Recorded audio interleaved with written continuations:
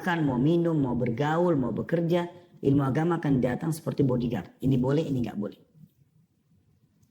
Ini nggak bisa Anda fahamin karena buat maksiat. Hilang panduan hidup itu. Begitu juga Anda tidak punya ide-ide lagi untuk bisa ya mengembangkan usaha apa. Susah.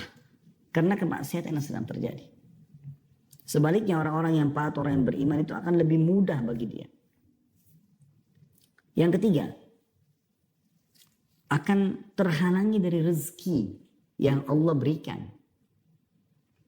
Disebutkan dalam sebuah hadis riwayat Ahmad, kata baginda Nabi SAW, sesungguhnya seseorang akan diharamkan dari rezekinya sebab perbuatan dosa yang ia lakukan. Jadi ada rezeki-rezeki yang harusnya sampai kepada Anda, tapi kan Anda bermaksiat maka tidak dapat. Ya. Ini satu kerugian yang luar biasa. Kemudian yang keempat teman-teman sekalian, tadi itu yang ketiga ya. Pelaku-pelaku maksiat ini akan dijauhi oleh manusia. Misalnya orang khianat, pendusta, ya, orang yang suka fitnah, adu domba. Ini semua teman-teman akan dijauhi oleh manusia. Nggak ada orang yang suka sama dia. Dan ini masalah lain dalam hidupnya dia. Dan ini juga akan membuat orang sumpek, sedih. Karena memang tidak ada orang yang mau berteman sama dia. Yang kelima, nampak di ronah wajahnya itu tanda-tanda perbuatannya. Dikatakan oleh Ibnu Abbas radhiyallahu anhu, sesungguhnya perbuatan maksiat itu meninggalkan bekas hitam di wajah, noda hitam dalam hati, lemah pada fisik, sempit dalam rezeki, dan kebencian dalam hati manusia. Ini kata sahabat Nabi Ibnu Abbas radhiyallahu anhu. Jadi ini semua rangkumannya sumpek, sedih ya. Saya ulangi kata beliau, sesungguhnya perbuatan maksiat meninggalkan bekas hitam di wajah. Entah seperti apa. Tapi orang kalau lihat kayak nggak ada cahaya wajah itu. Ada mungkin orang miskin, hidupnya susah, tapi karena selalu taat kepada Allah, wajahnya bercahaya. Kalau Allah bisa memberikan pada kita digabungkan, alhamdulillah, kita sudah kaya, mampu, pintar, maka Allah berikan gabungan antara pencahayaan di wajah dan juga rezeki yang melimpah. Noda hitam dalam hati. Hatinya kelam, sumpek. Karena kalau hati terang, dia akan senang, bahagia. Kemudian lemah pada fisik. Mudah sakit, kena penyakit-penyakit kronis. Kita temukan Masya Allah orang-orang yang saleh dan salehah jauh dari semua ini. Bahkan kita temukan hidupnya husnul khatimah. Meninggal masih dalam keadaan sehat, umur 70 tahun, 80 tahun. Dalam keadaan sujud, baca Quran, lagi sholat Jumat, meninggal dunia. Beda dengan ahli maksiat ini, meninggal dalam keadaan tabrakan, narkotika, ya, di penjara dan segala macam hal. Kemudian sempit dalam rezeki. Dan yang terakhir kebencian manusia. Orang tidak suka dengan orang-orang yang berbuat maksiat ini. Secara fitrah. Orang yang suka, walaupun tampan, walaupun cantik, tapi lisannya tajam, suka nyakitin orang, orang gak suka berteman sama dia. Dan ini hal yang luar biasa teman-teman sekalian, yang harus diperhatikan baik-baik. Efeknya luar biasa. Kemudian yang keenam, lidahnya itu bisa menjadi clue pada saat meninggal, ajal datang. Umumnya ahli maksiat ini susah untuk syahadat, ya, susah untuk beribadah kepada Allah Subhanahu wa taala. Dia akan tutup hidupnya dengan perbuatan buruk. Disebutkan dalam sebuah hadis yang sahih bahwasanya Nabi SAW bersabda, ya, Allah akan menutup hidup seseorang hamba sesuai dengan hal yang ia biasa lakukan.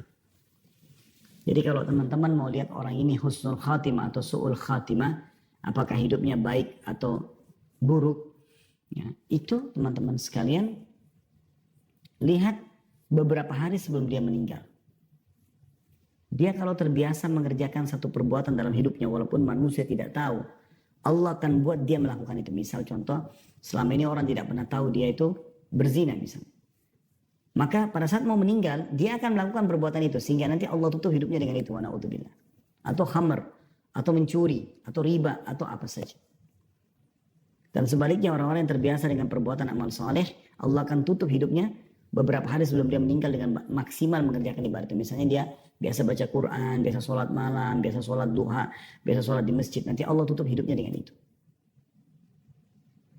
Dan ini bahaya sekali. Berarti orang yang terbiasa bermaksiat teman-teman, Allah akan tutup dia dengan itu. Allah permalukan di dunia dia dengan dia melakukan kemaksiatan tersebut, lalu kemudian dia akan meninggal dalam keadaan berbuat maksiat itu. Nah, ini efek yang luar biasa.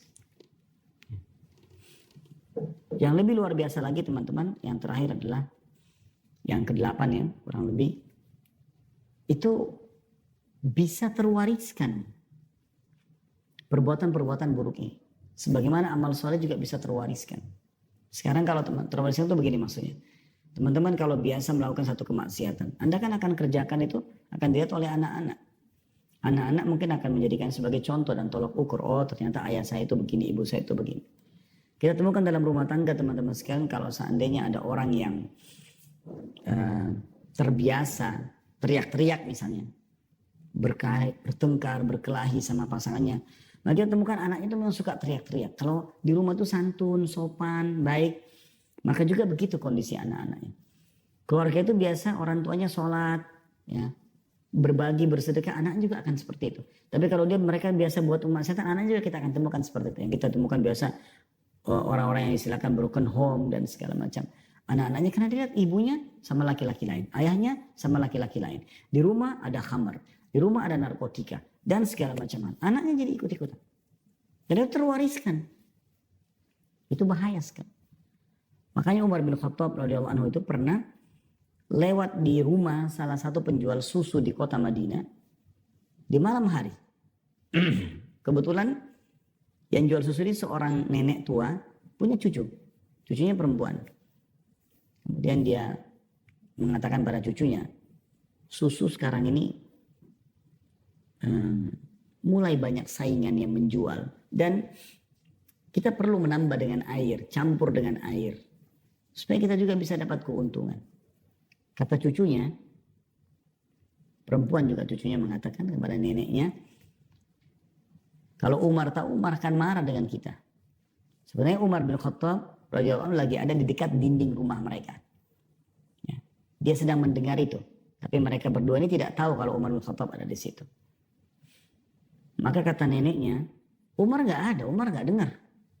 Kata si anak perempuan tersebut dengan penuh keyakinan. Sambil menangis dia mengatakan, kalau Umar tidak tahu bagaimana dengan Tuhannya Umar. Saya takut nenek. Maka dia pun menangis terisak-isak. Apa yang terjadi? Dengan tangisan si anak perempuan, cucu perempuan tadi ini, Umar bin Khattab pulang ke rumahnya, bangunkan anak-anak laki-lakinya, lalu menawarkan siapa yang mau menikah dengan cucunya penjual susu. Pada waktu itu Umar bin Khattab khalifah. Anaknya semuanya ada anak-anak raja. Disuruh nikah dengan cucu penjual susu. Kenapa? Karena Umar bin Khattab tahu bahwasanya si cucu tadi ini tidak mungkin mengingatkan neneknya sambil menangis kecuali karena keimanannya. Umar bin Khattab membeli keimanan itu karena tahu nanti juga akan terwariskan itu. Dan ternyata betul sebagian ulama mengatakan dari anak Umar yang bernama Asim menikah dengan cucu penjual susu tadi, lahirlah Abdul Aziz, dan dari Abdul Aziz lahir Umar bin Abdul Aziz yang terkenal dengan kesolehannya. Dan ini bisa saja terjadi. Gitu kan? Ini efek-efek yang luar biasa. Baik, kita tutup teman-teman sekalian dengan lalu apa yang harus kami lakukan. Yang pertama, jauhi semua kemaksiatan teman-teman. Apapun alasannya semaksimal mungkin.